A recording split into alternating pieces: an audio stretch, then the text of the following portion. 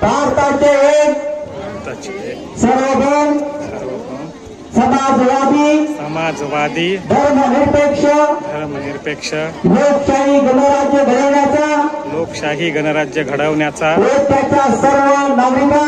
व त्याच्या नागरिकास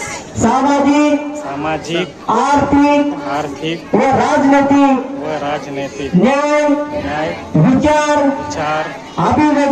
अभिव्यक्ती, विश्वास, श्रद्धा व उपासना यांचे स्वातंत्र्य दर्जाची व संधीची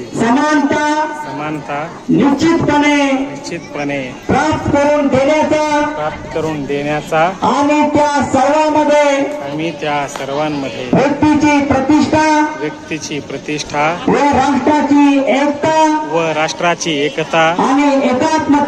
आणि एकात्मता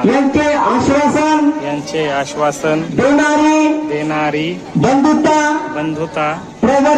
प्रवर्धित करण्याचा संकल्प पूर्ण निर्धार करून आमच्या संविधान सभेस आज दिनांक 26 नोव्हेंबर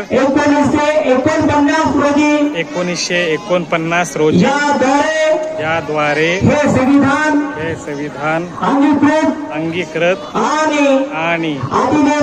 अधिनियमित करून स्वतः प्रत अर्पण करत आहे. डॉक्टर बाबासाहेब आंबेडकरांचा विजय असो.